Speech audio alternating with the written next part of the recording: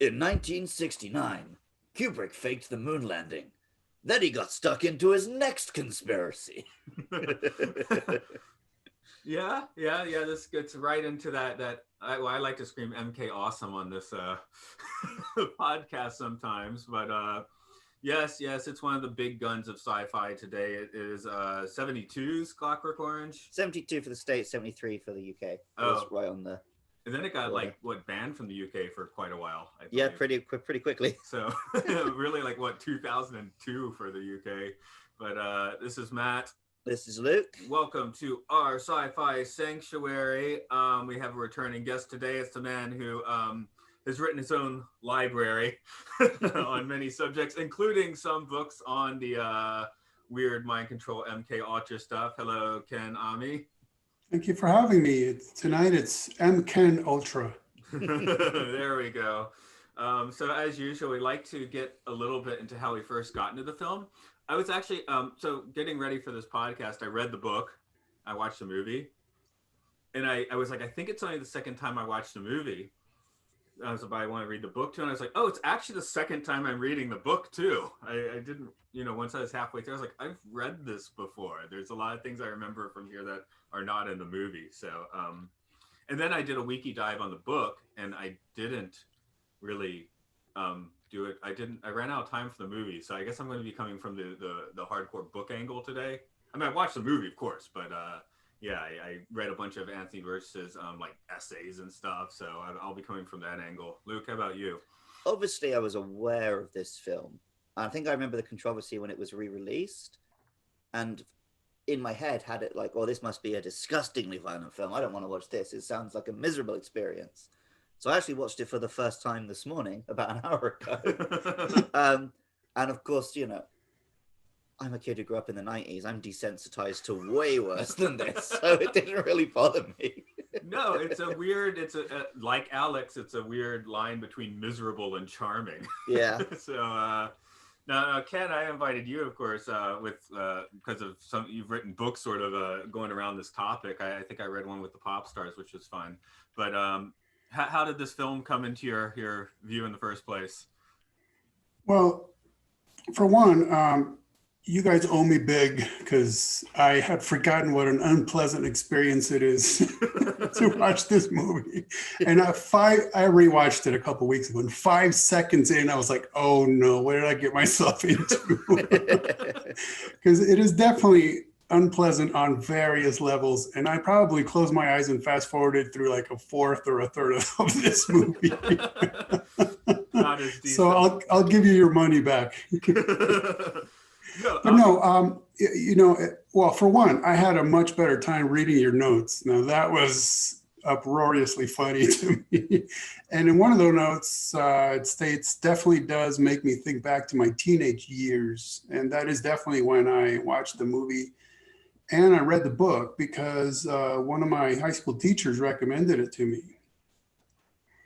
Of course, I haven't read it since, but one thing it pains me to even remember this, much less admit it, but when I was a teenager, I did watch this movie with my mom.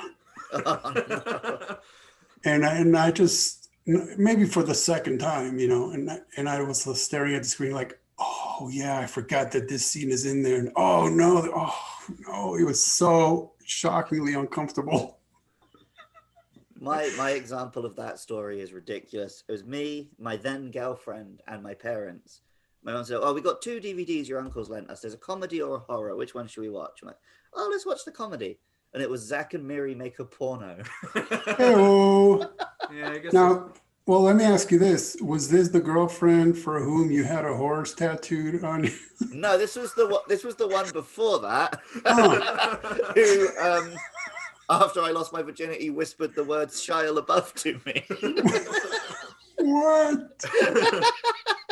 The translation, please. Thank God for the beef. Well, I'll add to the list of things I could die without knowing. For me, I got like the Kubrick Blu-ray set, and I should 2001's one of those Blu-rays that skips now. That's annoying. But I always look and I see Clockwork. I could watch that, or I could watch like any of these other films. That said, I still haven't watched Barry Lyndon, so there's that. But Now, I will say that cinematographically speaking, you could tell effort was put into essentially every single scene to make it interesting to look at. And yeah, even with the awkward neo 60s type architecture and decorations of the home and all that, it still, it made it at least interesting to look at it, and it makes you engage in the scenes, of course. And the notes you sent also read, this soundtrack has to be, by the way, if I'm getting ahead of us, just let me know. But we're all over the place. We don't really have a the soundtrack has to be in the top 10 soundtracks in general. And I totally agree. Don't watch the movie, just read the book and listen to the soundtrack, because it is just absolutely fantastic. And it's, as far as I know, I'm not a musical historian, but as far as I know, it even contains what may be the very earliest example of what we now call auto-tune, right? Yeah, because the soundtrack was, I am a bit of a music nerd. It's Wendy Carlos using an early, very large Moog synthesizer. And before this movie had done an album of mostly Bach pieces called The Well-Tempered Synthesizer. So I guess from that album, Kubrick hired her to do this one as well. So, and it's a really interesting. I do remember also in my teenage years, I was listening to the soundtrack, and my mom said something to the likes of, "If they just make it electronic, then kids will listen to classical music." Yep. And it does have so someone's singing opera in one of the basically opera in one of the soundtrack pieces, and it is what we call auto-tune. So it's extremely cutting edge in that sense. Yeah, I haven't watched a movie for 15 years, but the soundtrack has been on my iPad for quite a while and regularly gets listened to. So, and some of it is just a straight up orchestra playing classical music with nothing changed, but some of it is very electronic and very interesting. If you listen to the soundtrack album, the entire thing's electronic. So it's oh, really? Yeah. So I am kind of cross. I mean, what's in the movie is fantastic, but if you do happen to listen to the album, it's all synthesized and is. Well, maybe the standard non-electronic Beethoven he listens to wasn't recorded especially. Right. It's just some licensed tracks they had. Yeah. I don't know. In fact, a couple, maybe last year or the year before, I did go on YouTube to look for it, and it's there for all to hear. Yeah, I don't know what this says about me, but the last 2 nights after watching this, I did go to sleep listening to the 6th Symphony and then the 3rd last night. The unsynthesized ones. But I guess we do want to plow a little deeper into this film. So, Luke, you want to give us the rundown, which I think is relatively bereft of the slang. There's some slang, but that's also just how Brits talk. So, very well. Alex DeLarge and his droogs like a bit of milk, a bit of Beethoven, a bit of the old rape and ultra-violence. Alex's parole officer warns him that getting back on the straight and narrow, but everything's pure horror show, mate. Alex's droogs aren't happy with small-time crime, they want some big money.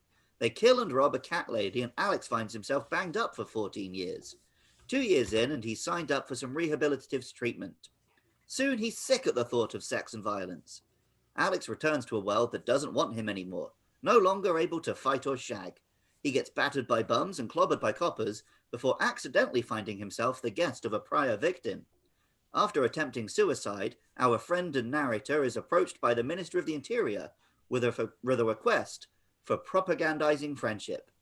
As Beethoven's 9th plays, Alex realizes he's cured all right. So now, if I may, I did want to ask a couple of UK blokes, what is this slang horror show? Because I was under the impression it referred to something bad, but in the movie, they seem to use it as something good, like, oh, that was real horror show. That was excellent. Well, I mean, that often happens, right? A word will mean bad and then slowly become, it means good. Granted. Literally the word bad in the 80s meant good. That's bad. Yeah, that's sick. That's wicked. That's filthy. Whatever word you introduce to mean bad will slowly turn into meaning good. So I think that's what they were going for. I think we did that in the States, but they took it maybe you guys take it a touch farther. Well, it's also the fact that we just constantly insult each other a lot, and that's how we show friendship. So Yeah. I know we are weird that way. When I went up to New England or Maine and they were using like "you're wicked smart," that one threw me off a little. Right, wicked, or in my day it was killer, yeah. It's called calling good evil and evil good. So this is an uncomfortable movie, but it really only has one actor, and it's probably one of the better film performances in general, I would say. Now, I will say, I did want to, throughout the entire movie, I fantasized about kidnapping Alex and giving him a proper haircut. It was particularly annoying when he goes back home and there's that other guy living with his family. It's the exact same haircut. They just found a replacement. How did you find two of that haircut? One of the reasons I probably never watched this movie until I was about 30 years old in the first place is when I was growing up, people would always say my dad looked like Malcolm McDowell. I mean, he had shorter hair, but I was like, I think I probably would avoid it. And then they're kind of right, so. The other thought I had every time I was looking at him, he looks like the guy who played Quicksilver in the X-Men films. Which one? No, the X-Men. Yeah, Evan Peters. Evan Peters. Yeah, I don't know. They just have a look. That weird mouth, I think, is what it is. Yeah. So if they ever do a remake now, they got to get him in there. Because anyway, when we were doing Star Trek Generations, I was like flipping out over Dr. Storms because this is Malcolm McDowell, you know. Yeah. But this is his signature card here. Well, you'll notice in my run through of the plot, I couldn't remember any other characters' names. Nobody matters. Yeah, he's the only one. Well, that's kind of the point, right? Because in his world, he is the only one who matters. Yeah. Everyone else, even the doctors, just kind of drift through. Yeah. And it's the same in the book because it's first person narrated in the book, so It's like Alex's ego trip, more or less. Because I think even his mum and dad, they even refer to each other as mum and dad rather than using names. Oh, he's what, P&M? P&M, which sounds horrible. now, if I remember correctly, in the book, he's 14 years old, right? 14 or 15, yeah. Which is, okay, so for one, okay. I don't recall the book very well, but the movie doesn't have a beginning, and it actually doesn't have an ending. It's more like a middle, right? We meet Alex, and he is who he is. He's a 14-year-old, which makes it all the more shocking, who has a gang, and he's into just random acts of violence, robbery, and the old in-out rape. At 14, okay, so the movie, we find him like that, and basically he goes back to that stage. I don't want to ruin the end right now, but it's just a middle. See what I mean? Yeah, I'm thinking about the 14. I just recently read a book. I believe it's Diane Lake, who is the youngest member of the Manson family. And while she is one that did not actually kill anyone, she actually was the witness that had the rest of them put in prison in the end. But she got involved with Manson at 14 and was definitely up to, Manson level hijinks at that point. So I guess 14 is not necessarily too young for this sort of stuff. The thing that surprised me in the film version is I think they cast someone a bit too old, because when his mum comes in and tells him to go to school, and I was looking at him, but this is a 30-year-old man. Yeah. But I can definitely understand why. I mean, this film was shocking as it was. Enough, yeah. If he'd been a 14-year-old actor in that role, then yeah, it would have been ridiculous. Oh God, the ladies the girls he brings back from the music store in the book are 10. Like, wow. You cannot put that in the movie. Yeah, well, and it's also this was on just from the Wikipedia. It's not consensual in the book, right? Oh, he like drugs them. In the film, it just came across they were just having a lark. Yeah, it almost like, well, he's still being dirty, but at least it's good, clean fun in a way. Yeah. But yeah, in the book, it's even that's just horrible. So. And so the icing on the cake is that it begins with them in the Moloko milk bar, right? And so the notes say milk plus means means extra milk then. Well, not exactly. They would go to this bar that specialized in serving milk plus any of hallucinogenic of your choosing. Really. So these guys, these teens would take hallucinogenics and then go off and perform their deeds. And I actually knew some guys that were very much like this in high school, skinheads and punk rockers who in full disclosure, I was never with them at the time, but they would regale me with tales of, they weren't necessarily beating up people, but they would do random destructive acts on people's properties, let's put it that way, just because. Yeah, like, me just and because Matt of were nihilism or what have you. we were watching a safety video about not messing with electronics, which I had to watch back when I was in high school. And there's a scene in it where the young lads are they go into an abandoned building and start smashing things up. And Matt was laughing at it, like, that's ridiculous. I'm like, yeah, that's what British kids do. Just whenever I'm walking around Japan and there's like beautiful statues and everywhere, I think, wow, it's amazing that none of these have a knob on them and they're not holding beer cans. It's interesting you say that because when my cousin came to visit the States from Argentina, he was looking around at like the street medians, you know what I mean? Or just for decoration, he saw that there were huge river rocks just stacked up.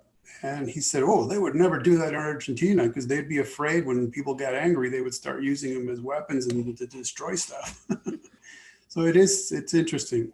That segues actually into, I can tell because it wasn't me. I think I have one teenage Clockwork story. Some guy I only met once or twice named Luke, actually.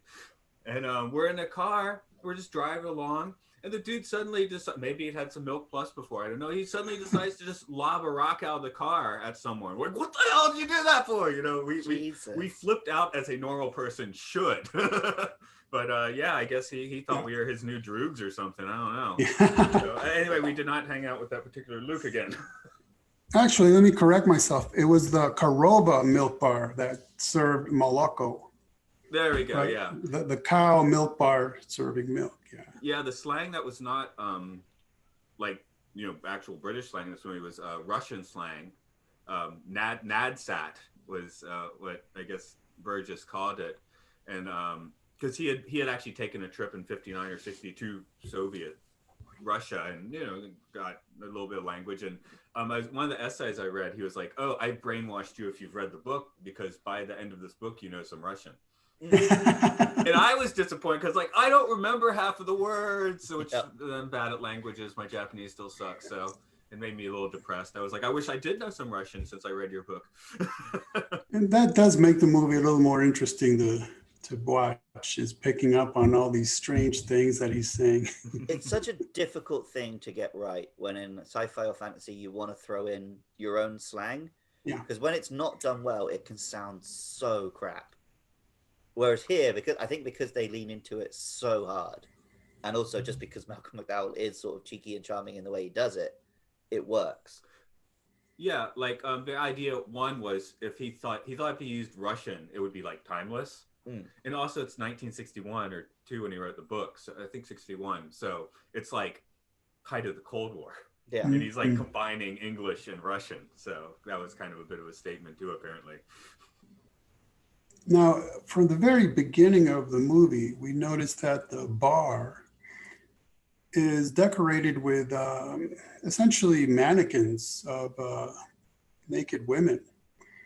And even the tables. A table is basically a woman on all fours. And that is definitely, I can't say what they meant by that, but that is definitely an aspect of sort of a typical satanic ritual, which they will use naked women as altars. And it's in everyone's houses. Even P and M have like not straight up pornographic pictures, but they definitely have some racy paintings on their walls. Yeah, there was no house they went into which wasn't decorated like some kind of pervert. Yeah. What the really cat struck lady me about definitely. this film is I've never seen a film which is so obsessed with sex without being remotely sexy. I feel like there's probably another. I mean, I don't disagree with you. I'm thinking there's got to be another film that fits that. That obsessed with sex and not remotely sexy. But yes, this is one of them. Yeah. Sure. Well, this is the first on this podcast. Let's say. Okay. Yeah. Well, in this case, that's a good thing because the point of it was that it was so horrendous what he was doing. So making it sexy would be just that much more horrible. Luke, second, high life. Oh yeah. High So Life. if you don't know that one, you probably don't need to. But that's one that also had a lot of like sexy stuff that was very not sexy. Yeah. But I guess we're into design now. Let's look at. We'll start with the non-pornographic parts. I definitely want to shop in that record store. That's for sure. So the bright colors and stuff. That's like that record store does look like the inside of my mind, I think. That one looked kind of like the Bill and Ted 1 future. Yeah. And it seemed to be set up in a circle so that you could probably just do laps and keep noticing new things every time you go around and round and round. For a record store, that sounds fantastic for me. There's this shop in the UK, I don't know if you have them in the States, called Lidl. It's a German supermarket. But it's laid out. You have to do this big loop around all their weekly special offers before you can get to the middle bit where you do your actual shopping. Well, it's like an IKEA thing. Yeah, it forces you to find like a bunch of ridiculous bargains you don't need before you get to what you actually came in to buy. So many coats and shoes and stupid things. And in the note, you noted something about the coat he was wearing, which was quite stylish. I'll give him that. Oh yeah, I definitely like to play in a psychedelic band wearing that. Oh yeah, I mean, for absolutely abhorrent guys, his gang were very cool. Well, the cod pieces were a little questionable. I'd rock a cod piece. It's 2021, Matt. Go with it. But I did think, because they got that, and then later when they're videoing the films this way, they have the other Droog gang, and they're all dressed in white. I'm like, why would you and your Droogs dress in white if you're going to be up for ultraviolence? That's a lot of laundering. Well yeah, they spill so much milk down themselves. Those, let's call them hardened prostudniks. Oh, we had a break in there. Would seem to be dressed just like his own gang. Yeah, the only difference was they had the pirate hats instead of the bowler hats. And then you'll recall that when they, I'll say, inadvertently rescue the woman from being raped so they could fight the gang, that other gang is dressed in military fatigues and Nazi uniforms. Yeah, and later when he's in prison, he's got the red armband. I was like, that's kind of weird. That's not like no, that definitely wouldn't be a British thing. No. Well, I mean, apart from we did have. So now you guys said, yeah. So basically, they wore all white with the. I mean, it looked like to be the codpiece, which you generally would wear inside your pants, right? they would wear them outside. And then it made me think of maybe a very early version of what would become. I'm not directly correlating this. I'm just saying. The Cenobites in Hellraiser, right? Because they're wearing these all white uniforms with what I know you British chaps call braces. Oh, suspenders. In America, they call suspenders. But they have, if you notice, like Alex has eyeballs on his shirt sleeves, and then like a open wound gashed on his braces. And so they all have these appendages of something like a body being cut open or something to do with blood or a body part or something like that. And that's something I definitely. So you said. Yeah, I never noticed that till this viewing. I mean, being my second, but obviously that style, that fashion style has become somewhat, certain people are into it now, right? So. I was like, oh, I definitely recognize the eyeball thing. I just didn't realize it was on his sleeve in this movie. And then, so whoever wrote the notes wrote ultra laundry. Oh, yeah, that's me. Yeah, Matt keeps notes. Yeah, then they're filming like 3 sessions. And then Alex wears on one single eye, he wears fake eyelashes. And that's definitely a it'd be among the goth crowd. Well, that's one of the iconic looks of this film is that face. Yeah. The one all seeing eye in the pyramid usually appears in the movie posters. A few years ago, my wife and I were at it's called Kind's Home in Japan. It's kind of like a home somewhere between a Home Depot and a Target, I guess. But she wanted to test makeup. She's like, I want to see what this looks like, but don't worry, it'll come right off. And she puts it on. Oh, it doesn't come off. So I had to go around looking all day like Alex because I had like mascara on one eye. Yeah, I'd always let my sister do stuff like that. But this was completely by accident. But it's okay. In Japan, it's not Clockwork Orange isn't that well known, but you've seen multiple students wearing Clockwork Orange t-shirts, haven't you? Yes. The one of the big wow. clothing chains, Uniqlo, they recently brought out a line of all these classic sci-fi movie t-shirts. It's Clockwork Orange, 2001, Alien, Predator, and all the kids are wearing them, but none of them have seen these films. So multiple times I've tried to start a conversation like, cool, 2001, do you like that movie? They're like, oh, it's a movie? Yeah, and since I like it when they got the ape one, because we talked to that monkey, and then they're really confused. Yeah. They interviewed him on our earlier episode, but yeah. The design is cool. It's weirdly clunky sometimes. Like it feels, is it like lived in cheap? I don't know. It didn't feel cheap. I mean, a Kubrick film would, if it Never. does feel like that, it's definitely for a reason. The man had his resources. There's also, for me, the issue of that this seems to be a society in transition, because from the beginning scenes, it appears like it's almost post-apocalyptic, right? That these gangs are running wild. There's no law and order. Alex's neighborhood is an absolute wreck filled with trash. But then there is an active police force and a functioning government who's looking into this thing. So it's almost like, it kind of makes you wonder, are they coming out of some sort of chaos or going into it or just trying to manage it, or what really is going on? I guess I'm glass half empty. I was thinking they're going into it, sort of Mad Max style. See, I didn't really see it as such a big issue. I just saw it as like a crime wave. Yeah. Like gangs exist. That can happen without the whole world coming down around it. So there's a few important things about the book I think I should definitely bring up, having read it this week. One, I thought it was interesting. In the book, it's made clear that when he returns to his parents' like projects or whatever, it's been cleaned up. Right. Like everything's kind of nicer now. He meets another one of his old droogs that's not a police officer now, he's getting married. He's like an accountant. Again, the shorthand, the accountant thing, right? Yeah. The other thing about the book is it was organized into 3 sections, which the movie follows very closely, of 7 chapters each.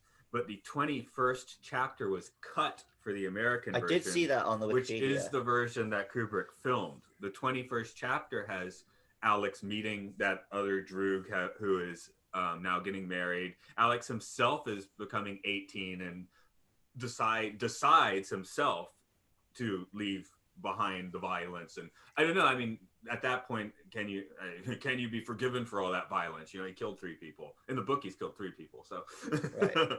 So okay. he does turn his back on it. But yeah. So that is absolutely key. That is a very important point. And I noticed in the notes it said, so we're jumping to the end.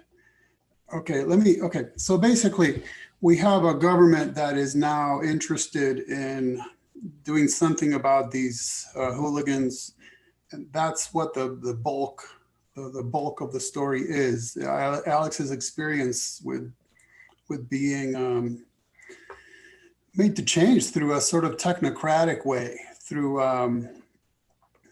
reprogramming, and basically what happens to him, and what we find it. So in the end. I'm stumbling because I'm trying to keep track. Basically, he goes through this mind control experimentation, and I guess we could put it that way. We already referenced MK Ultra, whereby he is made to watch films depicting all sorts of violence while he is on a certain pharmaceutical, so that the result is that henceforth, if he attempts to engage in any kind of violence, be it physical or sexual, then he gets violently ill. So that's what's supposed to prevent him from committing those actions. Yet we find out that during the showing of these films, they were playing some of his favorite music, quite accidentally, some Beethoven. So what happens is that now anytime he hears Beethoven, maybe a particular symphony, I think you said in the book, it's all. Yeah, I think they made the distinction in the book. It's all music. In the film, it's just the ninth. Yeah. So this is very aggravating to him because he is a Beethoven fan. You know, he wasn't completely without class, was he? So at one point, and we'll throw in some more details along the way, but at one point he attempts suicide. And as he's being rehabilitated in the hospital, then we have the whole scene of the government coming to him and apologizing for having done that to him. And then what you noted at the very end of your notes, which is strange Victorian wet dreams means you're cured. Because after this experimentation failed and he's essentially back to whatever normal might be, then we recognize he's fantasizing about, what I just read there. And that was the point of censoring the book and cutting out the last chapter. It was supposed to say that there's really no hope for these young hooligans. There's no reforming them. There's nothing that can be done, and they're just going to go right back to their old ways. Whereas in the book, he is at some kind of eatery where he recognizes, he looks at a woman, notices her, and is almost surprised by his own thinking, which is that he's thinking of her in terms of, wow, someday I could get married to a woman, and I'm not just thinking about the old in, out, in, out.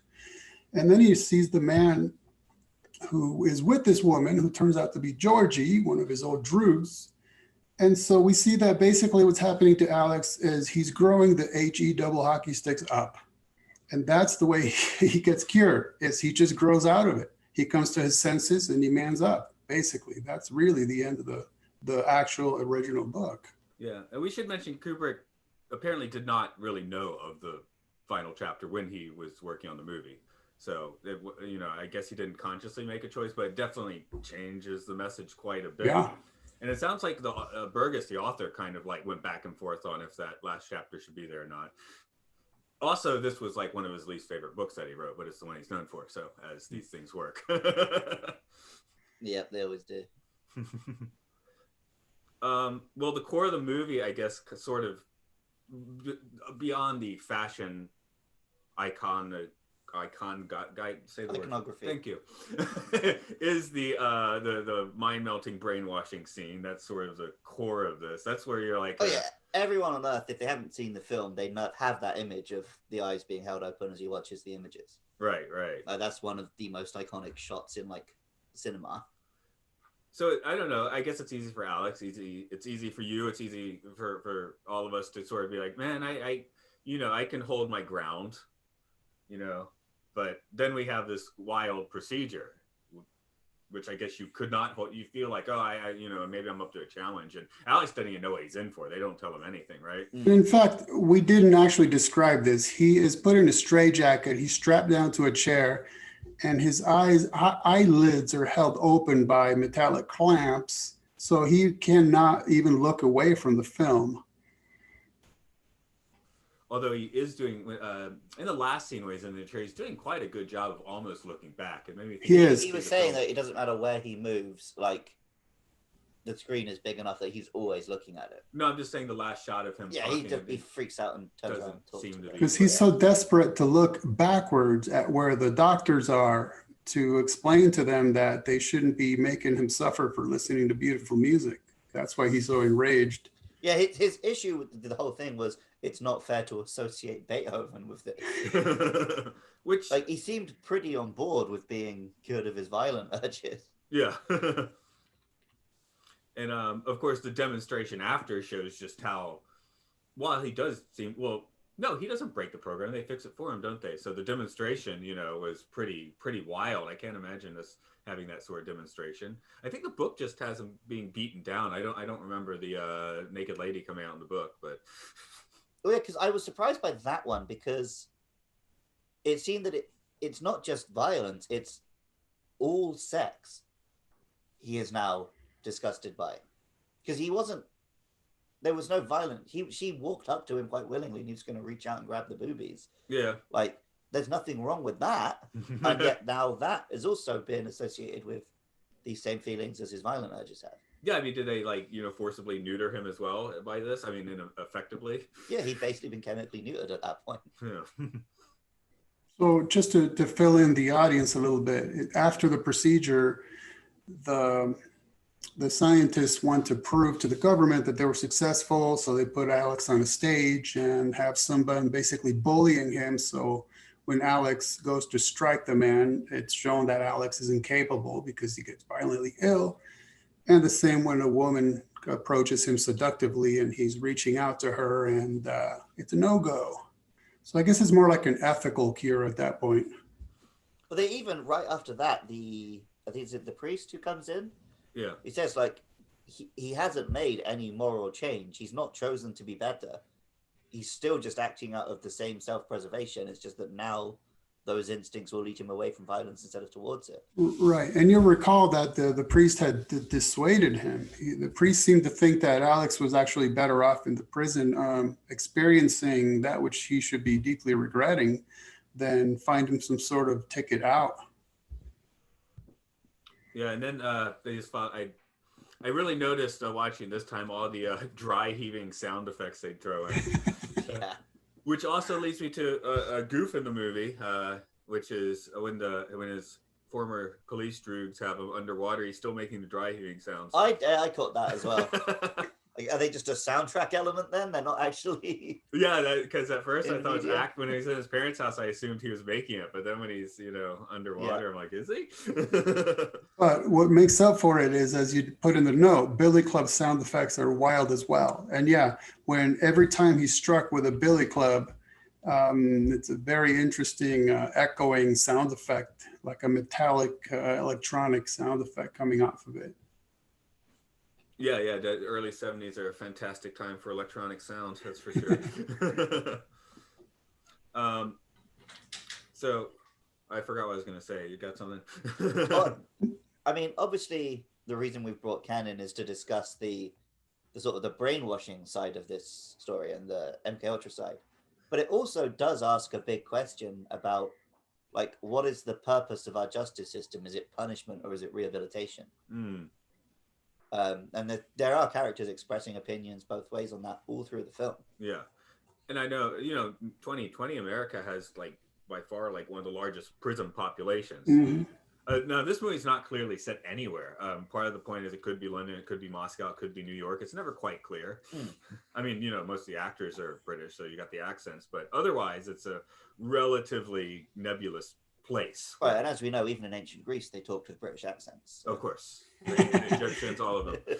And all extraterrestrial aliens as well. Yeah. Only the bad ones. The bad ones speak with British accents. The good ones are... But, so back to the prison for a second and the British accents. You talked about Alex rocking out with the man in his whitey tighties.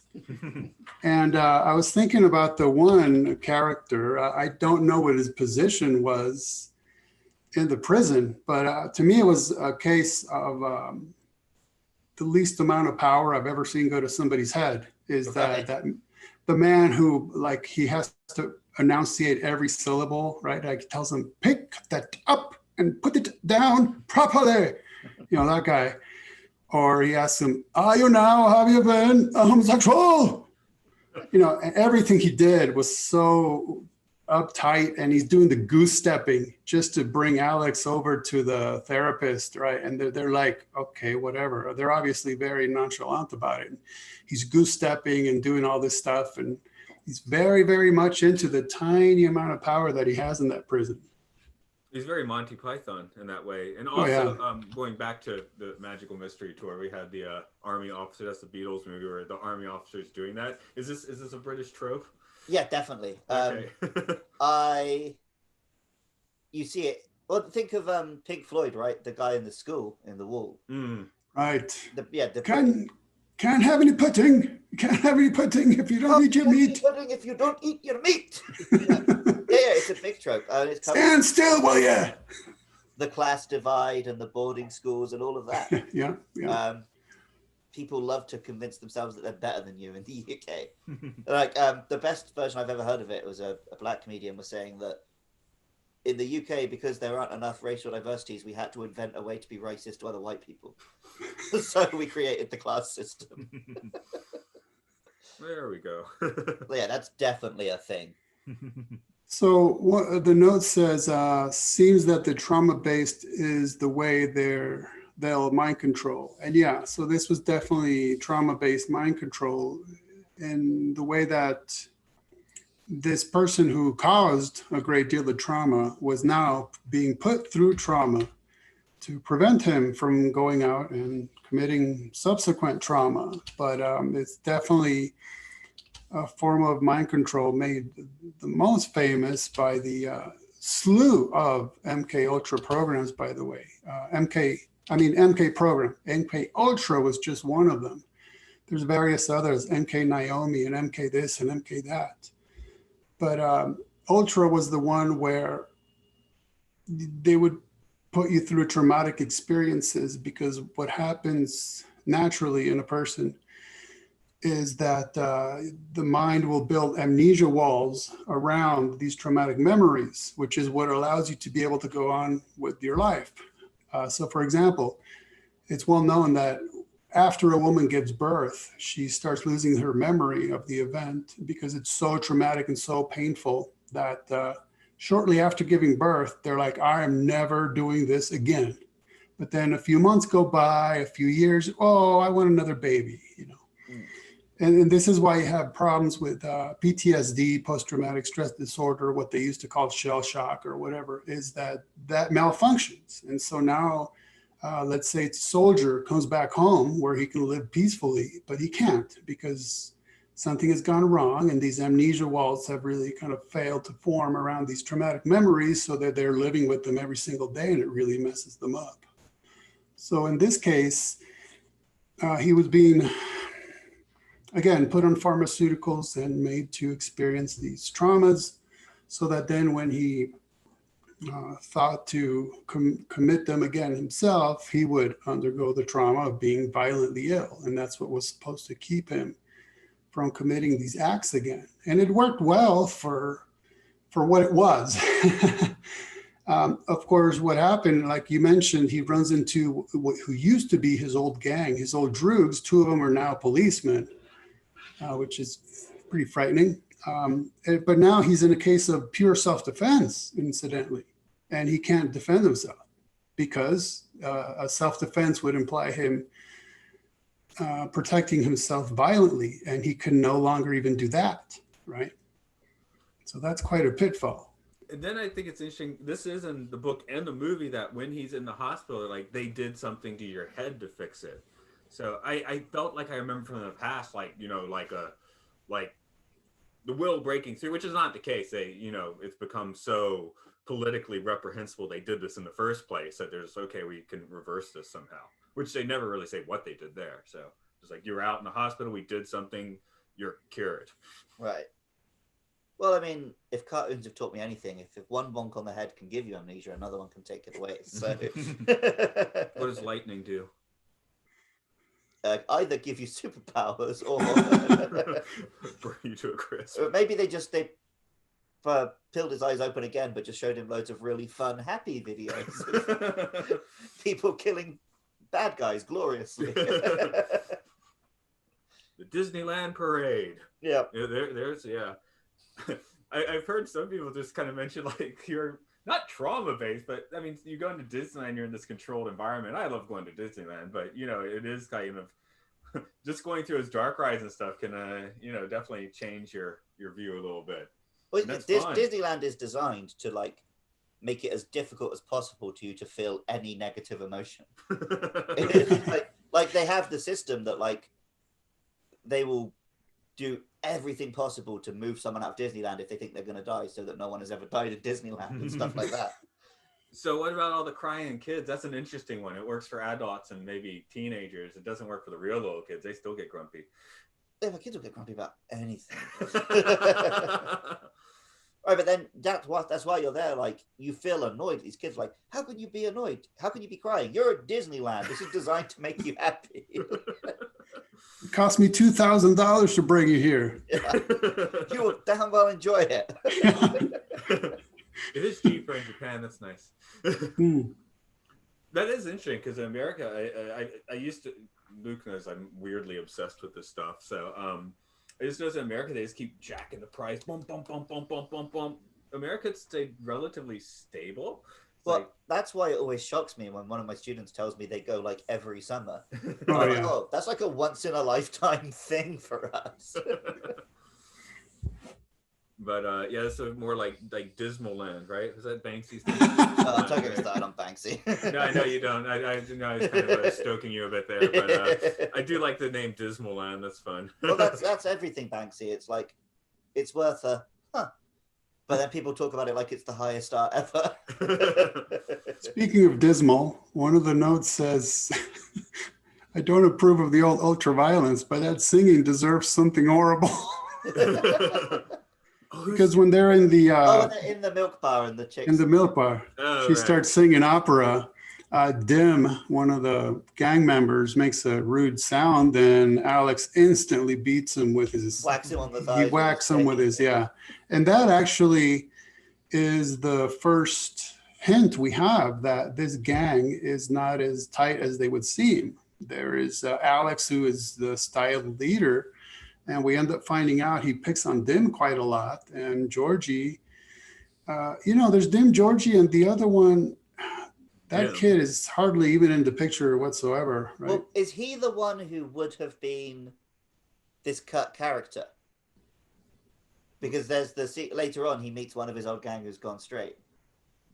That's Georgie. In the book. Yeah. Oh, that's Georgie. In the book, right. So yeah, this one is just a non-entity there. Yeah, but anyhow, we find out Alex apparently picks on Dim a lot, and they bring it up to him. Georgie is quite adamant that will be stopping. This is the new way, right? And Alex decides to deal with it by attacking them, and even that in the attack scene, right? He hits Georgie right where it counts, and then so Dim goes to attack Alex, and Alex gets the better of him. He ends up cutting his hand. But again, the fourth member of the gang just kind of holding back. But anyhow, so Alex deals with it by solidifying his stance. He marks his territory. He is the alpha male of the group. He showed them, but then he's able also to show them some grace. He recognizes he beat them down. Everything's as it was before. So then he accepts an offer that Georgie had made previously, which is Georgie had this great idea about breaking into this cat lady's house because she was supposed to be hoarding a lot of money in there. So that's how they end up committing a murder, which Alex claims was accidental. Right. And so that's one of the, that's how he ends up in prison, by carrying out this plan. Okay, so here was the key. He carried out this plan Georgie had, the end of which was that when Alex is escaping from the house, they pummel him. And then they leave him behind. That's how he gets arrested. So it was basically, the whole plan was to betray him. As well deserved as it was to betray him. And of course, everything you said just sounds violent, horrific, which this movie is to a great degree. But I read a review from '72 when the movie came out, accusing the movie of pulling its punches. And here were the reasons why. Now, one, I would say an instant argument would be simply by filming it, you've already taken it up a few notches. Right. But they mentioned when he beats his droogs, it's in slow motion. Yeah. Kind of takes, it's very cool cinematography. It looks great, but it takes a bit of the just violent impact out of what he's actually doing. The same in the when the droogs betray him, Dim hits him in the face with a milk bottle, where he whaps him with chains in the book. Okay. Again, when he's having his way with the two young ladies, it's in fast forward, like Benny Hill style. And in the book, he's raping 10-year-old girls. So, things like that. There's a few more points. There's interesting stuff. In the book, he murders someone in prison for making a pass at him, which they don't even, the prisoners are just almost they're all goofy extras. Yeah, they're like goofy army recruits here. So you mean in the movie? In the book. The only scene in the movie that would make you concerned about being in that prison is when they're listening to the sermon, and one of the inmates is blowing kisses at Alex and winking and being very suggestive. Yeah.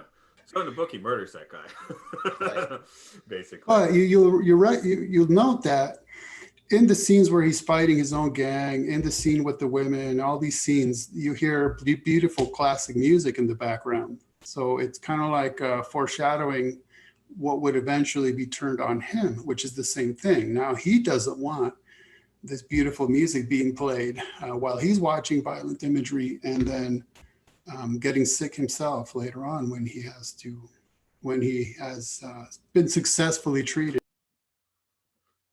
Yeah, we got a little cutout. Anyway, the one I was kind of saving for last, because I guess this one has the most weight, is when he goes home and rapes the writer's wife and cripples him, I guess. Right. So in the movie later, it's like, oh, she eventually died of pneumonia or something. In the book, it's clearly like she died as a result of the rape. And more importantly, the book that the author is writing that's on his table is entitled A Clockwork Orange. That's correct. Which is there when he comes back. That's how he realizes he's in the house again. He sees the Clockwork Orange book again. Okay. Which I don't see why they left that out of the movie. Come on. I mean, but that was another one, by him not being actually directly responsible for her death. Because again, in the book, he's murdered 3 people. In the movie, he's murdered 1. So just for a little chronology. So yes, they do that. Then they they murder the cat lady. Then he ends up in prison. Then he gets beat up by the cop droogs. And then he's distraught. It's raining. He's been beat up, and he just stumbles into this house asking for help. And it turns out to be the house of the people that they home. Yeah. And now, what the notes say is moral: don't get stuck on singing one song in the bath, especially if it's not the one you sing when raping. So because the husband, the guy, the author, the bleeding heart, who ends up realizing, okay, so the droogs used to wear masks when they committed these acts. Okay, so he thought that he was safe, but when the guys hears them singing in the rain, he realizes, oh, this is the guy that attacked us, because as they attacked them, I recognized it. So, interestingly enough, so the author is opposed to the way the government had treated Alex, even whilst recognizing this guy is the one who ends up basically murdering or causing the death of my wife. So having read the newspapers about what was happening to Alex, while Alex is staying in his house rehabilitating, the author is blasting Beethoven into Alex's room, which makes Alex get all sickly, and that's how he ends up attempting to commit suicide. He jumps out the window because of that. He can't get away from the sound, and he just takes a dive out the window. Also of note is, in World War II, apparently Burris's wife at the time was home invaded. Oh, wow. So that's why the husband's a writer with the Clockwork Orange on the table. This was actually, unfortunately, based on episodes from his life. Wow. So, and also the notes state Austin or Julian or whatever had some muscles, because now the author's living alone, but he has this, I guess, home companion bodyguard guy. And that is how I learned that British bodybuilders work out in red Speedos. Yeah.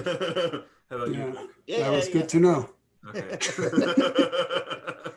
He's trying to get more swole here. Yeah, the Victorian strongman thing. That's what I go for, just the leotard. Okay. We at least went around, brightened the corners, going around the MK Ultra and the free will. Are there any major hit points that we have not hit? What, specifically on that, or just in general? That could be that or a general question, yeah. To me, one of the scenes that stands out is once Alex is essentially in a body cast, right, failing suicide, but he jumped out a window, so he's all smashed up.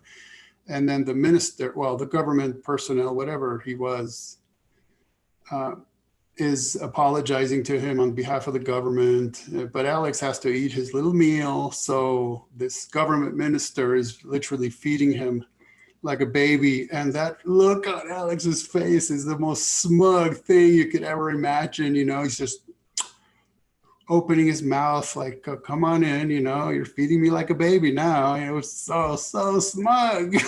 Well, he was getting away with it in the movie, so a little different than the book, I guess. But, right. Yeah, and yeah, of course, The Simpsons has so many Clockwork references with Bart Simpson. Yeah. Yeah. Reaching up for the two cakes. And... Yeah, talking about the pain in his Gulliver. Yeah. Gulliver. Yeah, some of those terms were interesting. Like he referred to his eyeballs as what, glassy warbles. I don't even know.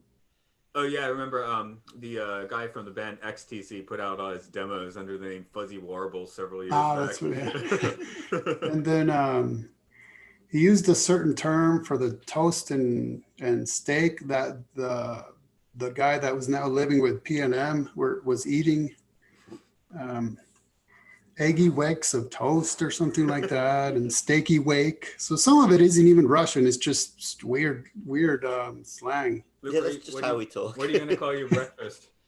Well, eggs and soldiers. Okay. It's just a standard thing for us. There we go. No, What are the soldiers? Is it yeah, so AK? it's a boiled egg, and then you slice the toast into little things you can dip. Oh, very good. Okay. Yeah, it's very good. I was trying to explain Cockney rhyming slang to a Japanese girl at the weekend, and she's just like, she thought I was going insane. Well, you say, we don't say the word, we say half of a phrase which the end would have rhymed with the word. So it's not a look, it's a butcher's, butcher's hook. They're not the stairs, they're the apples, apples and pears. Wow. How do you keep up with this? Wow. Well, you don't unless you live in London. There's your next podcast. Just do that for an hour at a time. Well, there's the scene in Austin Powers where Austin and his dad talk English. Yeah. He's like, yeah, I can watch that scene without subtitles. I know what they're on about.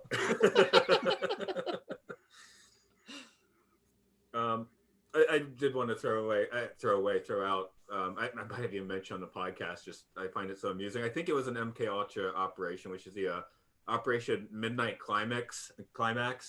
I've definitely heard of that Yeah, one. in the Nevada whorehouses, they'd dose middle-aged men and I guess film them or whatever. No, they'd sit behind a two-way mirror and watch. Oh, right, on a little right. porta potty, so they wouldn't have to go to the bathroom. You probably film as well. That's my favorite operation name of all time. That's your controller. Okay. You're smashing up my apartment today. Smashing up his apartment today. I killed the Zelda boss. I beat the boss. Yeah, I knocked it off my shelf with your ass. Obviously, this film is holding up pretty well, but I don't know if it's often watched. It's definitely a film you have to watch once. Because cinema, in terms of cinematography, it's very impressive.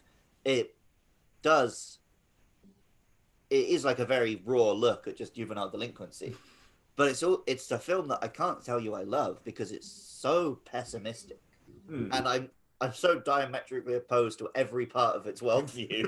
Like, both in terms of Alex, who is supposed to be abhorrent, and also just the world around him's reaction. Like, this film seems to be anti-rehabilitation.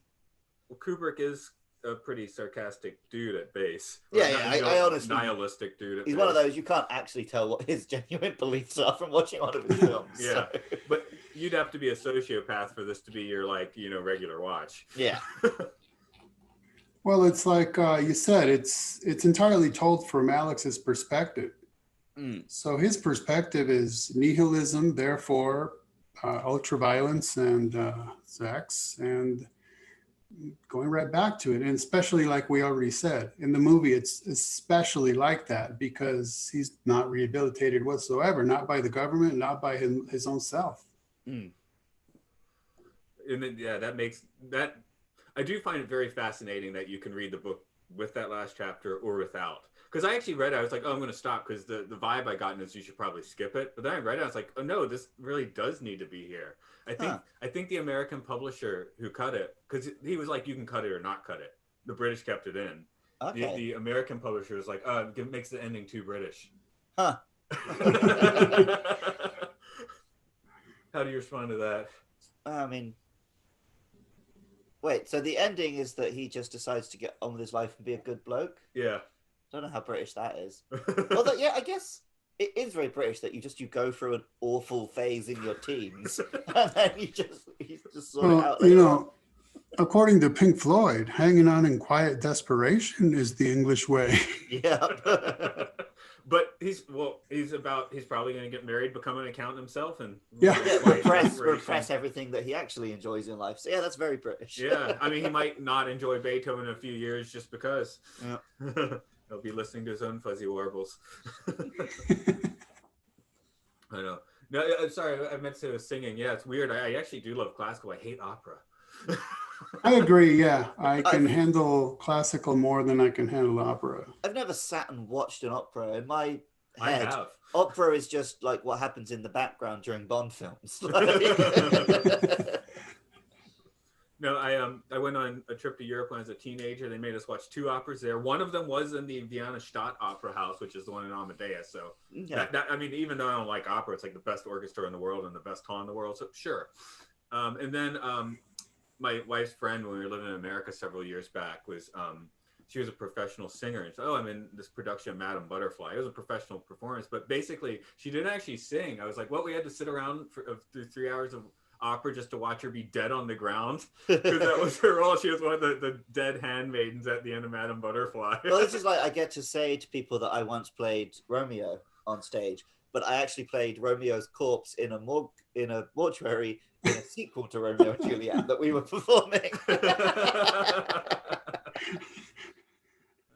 Okay, just lay there. Okay, don't move. Yeah, okay, good, great, fantastic. Applause. Yeah, I guess Kubrick has so much of a legacy, you can kind of leave this one on the back burner for the most part. But again, one of the best soundtracks, one of the best lead performances ever. So it's certainly, it's not lacking. Though I'm going to watch 2001 or the first half of Full Metal Jacket, which is also pretty bleak, but funnier, I guess. I think the next Shining I'm going to watch is next. The next the next Kubrick I'll probably watch is The Shining. Because I'm in a bit of a Stephen King kick. But yeah, I'm very glad I watched this film. I could very happily never watch it again. Agreed. I'm not, in terms of the actual on-screen violence, like I said, I'm desensitized to that. It's the attitude of the character doing this violence. Like, I've seen some horrific violence in a movie, but I'm like, yeah, but this guy's fighting to save the day and they were bad guys, so I don't care. Whereas this is just a dude beating people up for shits and giggles. Yeah. And it's fucking horrible. I guess we're winding down a little, but Ken, I know you've written some books sort of in this wheelhouse, not this movie in particular, maybe, but with the mind control, do you have any particulars that people might want to follow up with? I've also written some movie review books. Well, yeah, those as well, but I had the impression that I sort of foisted this one on you. So, but what are a few of those folks might want to follow up with? Well, the movie review books, one reviews Stephen King's It, but that's actually a review of the novel and the miniseries and both movies. Then another one reviews the entire Aliens and the Predator franchises together, including the crossovers. Then another one's called Transhuman Hollywood, and that just has a slew of movies that contain transhumanist aspects. But as far as I don't think I've written any books that focus on mind control experimentation, but maybe touch lightly upon it. I think I'd been through one of your celebrity ones with those ideas, which was fun. Yes. That was, I wrote a series of books called The Necronomic Con Job. So one of them does one of them does deal with the celebrity culture, and it, I don't know, even just taking them at their own word, it does seem like they have experienced some level of some sort of mind control in various forms. I'm really interested to see what celebrity culture looks like the other side of the pandemic. Because everyone's really fed up with the celebrities now. After like the Imagine video and all that shit. Everyone's fed up with people in mansions telling us that we should be happy to stay in our homes. So. Thank you. Yeah, I'm finding it more and more annoying. And now they're having like celebrity game shows, and you get to watch celebrities watching some show. I mean, it's just It's, Oh, that's huge in Japan. Every show, whatever the show is, also has a little corner box out where some celebrity's watching it. Yeah. Oh man, I hated that when that started. like showing. reaction videos, basically. Yeah, I like can't stand reaction videos. here's how It's you should feel about seeing this. to me, reaction videos are just one step above unboxing videos. No, no, no. I did do a reaction video once where the whole joke was that I'm just like, that is one thing on Japanese TV. Whenever I just keep telling my wife they must have classes in Tokyo where you learn how to eat things on television. Because they'll take this stove by some. Oh, shit! Completely flipping out. So. Oichi. I just no, it has to be much stronger than that. They have to like Oh. make the whole motion of their whole body, and yeah, it's pretty funny. But sorry, for your folks, can you give your website for folks again? Well, thank you. Yes, it's truefreethinker.com, all one word, truefreethinker. And that's a good place to start. I think I saw on there that people can kind of like barter with you a bit on which books, and go do that rather than Amazon. Yes, I mean, Amazon is good for getting out there, but it's not great in terms of paying the authors. So sure, if you buy directly from independent authors, that's always best. Now, one of our regular guests, he's a filmmaker, and he got a bunch of his films on Amazon. But once Prime started making their own content and stuff, they all got kind of shooted on out. So it is good to have your own, home point as well. So Yes. we know what you want to do with Jeff Bezos anyway. Yeah. As I say every time he comes up to all of our listeners out there, if you ever meet Jeff Bezos in the street, do punch him in the face. That's where maybe a bit of the ultra violence is warranted. Yeah. Or not. I don't want to punch anybody, but jokes aside, though, you should definitely punch Jeff Bezos in the face. Just him, only him. Any billionaire. Okay. You can get close enough. I don't know. I did what was it? The Bill Gates pie in the face. That was fun. But Luke, I guess I'll ask you to do. I actually got through the letters when I was recording my other podcast earlier this week. I got through the letters normally, but I'm going to leave them to you anyway. You can find our podcast on Twitter at MLSFS Pod. We're also on Facebook, YouTube, Apple Podcasts. Just search Matt and Luke's Sci-Fi Sanctuary. And if you want to hear more of this podcast, more of our other podcasts, or throw us $1, you can find us at patreon.com/podcastio. And if you like the music you heard in this episode, you can find more of Matt's music at rovingsagemedia.bandcamp.com. I really was going to try and like play some stuff on a Moog, but it like classical, but it seemed too difficult. Like I could do it on a cello, but not on a keyboard. But I can leave you with Clockwork Orange. Wow, I have to put that at the beginning instead of myself. I might do that. But yeah, Ken, as last time, it's very cool to hear your perspectives and things on this, and good way to get down deep into films that have something to say, even if they're not necessarily a pleasant view. I definitely enjoyed this a lot more than watching this movie again. That's sometimes how it works. But Yeah. Oh, you cello vex can go viddie a bit of the. I didn't learn the slang well enough. Where are we gonna viddie? Out the old apples and pears. Okay, there, that's good. Oh, you cello vex viddie out the apples and pears. That doesn't even make sense. That's okay. It's like comparing apples and pears. Yeah. You don't do apples and oranges and. Well, oranges doesn't rhyme with stairs. Oh, good point. Okay, that was a Pink Floyd song, Apples and Oranges. Okay, Ken. I'll probably be posting this around somewhere in April. We were going to make April our not doing sci-fi month, but we're pushing that back to May now. So this will go up in April, I think. Yeah, we're going to call it Mayhem. Yeah, sure. Why not? Hey, not a bad idea. Okay. And in America, April 1st is April Fool's Day, so you might do something with that. I don't know. Last year we did something for April Fool's Day, but we noticed we don't have an episode up on the 1st this year. Yeah. So We just did terrible films for April last year. Or at least one of us thought it was terrible. So. Yeah. So this year was going to be just films that definitely are not sci-fi. But that was gonna be April, but yeah, we're pushing it for April Fools, but push it back to May. So Yeah. But I forgot to mention. I started writing a singular book reviewing movies with alien and UFO themes. Mm. And then when I got to page 500, I realized this is a bit much. So much less when I got to page 600. So I turned it into a series. And I must say, it's been a blast watching movies I've seen before and some brand new ones that even I watched all three Blob movies, for example, and I didn't expect I would really enjoy that, but it turned out to be quite a lot of fun. So it is interesting kind of seeing what's out there and reviewing movies in those themes from the early days. For example, the day the Earth stood still, all the way to the more recent ones, and anything in between that catches my interest. That's been a blast, I must say. Yeah, we try and keep our time frame pretty wide open. The original idea was 70s sci-fi sanctuary, in which case we could still do this one, but so many we couldn't, so we just expanded that. If you're looking for any recommendations, there's a Korean film called Save the Green Planet. I'm going to make me a note right now. It's very bizarre and highly recommend. It's not necessarily a pleasant view, but it's insane. I highly recommend it. Okay, very well.